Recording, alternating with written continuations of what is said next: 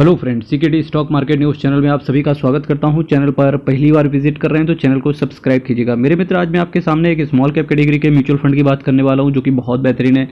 अगर इस mutual fund की बात कर रहे हैं तो यहाँ पर इसका नेट एसेट वैल्यू केवल 12 रुपये का है, यानी कि अभी रिसेंटली ही इसका NFO आया था, तो बहुत सारे इन्वेस्टर्स के पास हो सकता है कि ये म्यूचुअल फंड भी पड़ा हो। तो चलिए इसी के सब्जेक्ट में आज वन बाय वन करके बात करने की या अनफोल्ड करने की कोशिश करेंगे इस म्यूचुअल फंड से रिलेटेड।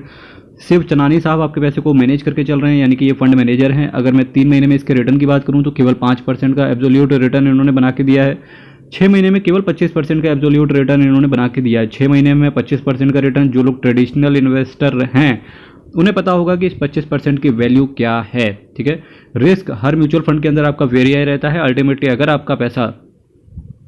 अगर आपका पैसा इक्विटी के अंदर आया या शेयर मार्केट के अंदर आया तब आपका रिस्क वेरी हाई कर दिया जाता है। तो इस सब्जेक्ट में आप बिल्कुल अटेंटिव होकर के रहना। Baroda BNP Paribas small cap fund direct plan growth की बात करके चल रहा था। जी हाँ, Baroda BNP Paribas small cap fund direct plan growth की मैं आपके सामने चर्चा लेकर के चल रहा हूँ। 1288 करोड़ का इसका असेट साइज है। एक्सपेंस रेशियो के मामले में बात करेंगे, चूंकि एक NFO है और वो भी बड़ौदा BNP पैरिबास का है, तो जिस वजह से इन्होंने क्या किया है, अपने एक्सपेंस रेशियो को बहुत ज़्यादा कंट्रोल में रखा है ताकि इन्वेस्टर ज़्यादा से ज़्यादा अट्रैक्ट हो। रिटर्न की बात करेंगे तो रिटर्न के लिहाज से भी इन्वेस्टर ज़्यादा से ज़्यादा आना भी चाहेगा, क्योंकि 6 महीने में 25% का एब्सोल्यूट रिटर्न कम नहीं होता है, जबकि स्मॉल कैप और मिड कैप की कुटाई पिटाई अच्छे से हो चुकी है पास्ट में।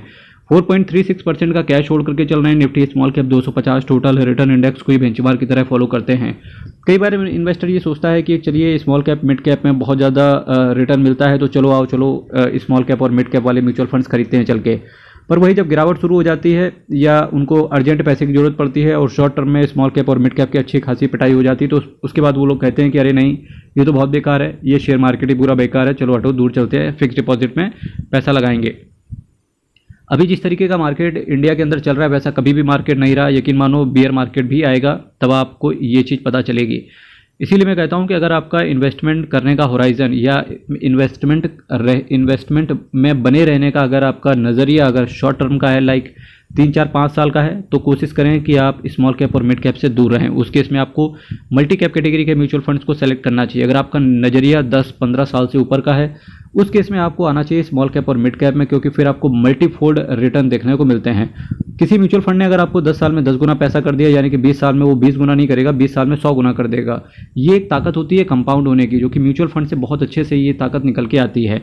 तो मैंने क्या बोला, आपको यहाँ से एक चीज़ सीखनी चाहिए कि शॉर्ट टर्म के लिए स्मॉल कैप मिड कैप से दूर रहो। शॉर्ट टर्म में हालांकि स्मॉल कैप और मिड कैप बहुत अच्छा रिटर्न बना के दे रहे हैं, पर हमेशा ऐसा नहीं होगा। ठीक है, 1 साल के अंदर निकलने की कोशिश करोगे 10% से ज़्यादा के अगर आपने यूनिट बेच दिए तो इस केस में अलग से आपसे 1% का एग्जिट लोड भी आएगा, तो इसको भी कंसीडर करके चलें।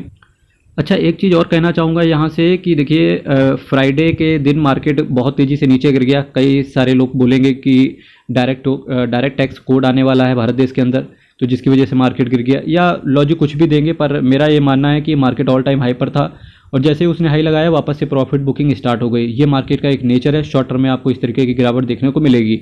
पर मैं मंडे को बात करूं तो मंडे को मार्केट पॉजिटिव रह सकता है। अगर मंडे को भी आपको गिरावट देखने को मिल जाए तब उस केस में आप लमसम के लिए, अगर आपके पास पैसा है तो एक छोटा सा अमाउंट लमसम के लिए कर सकते हैं। सारा पैसा एक साथ मत डाल देना, थोड़ा थोड़ा करके पैसे डालते रहो। ठीक है, मैंगलोर रिफाइनरी बात करेंगे किन किन शेयर्स के अंदर इस म्यूचुअल फंड का पैसा है। तो देखिए, Mangalore Refinery, Mahanagar Gas, ICICI Securities, Hitachi Energy, JT, EKT, BEML, RBL Bank, KSB, NLC India, K Fintech, SJVN, Ajanta Pharma, Narayana Hridayalaya, JNK Bank, Birla Corporation, Exide Industry, Sanofi India, PNC Infratech, Cyient, eClerx, IDFC Limited, Karur Vysya Bank, Blue Dart, KEC International, Reserve Bank of India, Nippon Life India, Punjab National Bank, Bharat Petroleum, Jyoti CNC, FIL India, CDSL, Can Fin Homes, V Guard, century textile, JB chemicals, lemon tree hotel, KEI industries, craftsman automation, Hindustan petroleum, algae equipment, protein, government technology, JK Lakshmi cement, BHEL, Aarti industries, रेडको Khetan, Balrampur चीनी, Sonata software, India shelter, brigade enterprise जैसी कुछ दिग्गज companies के अंदर पैसा पड़ा हुआ है।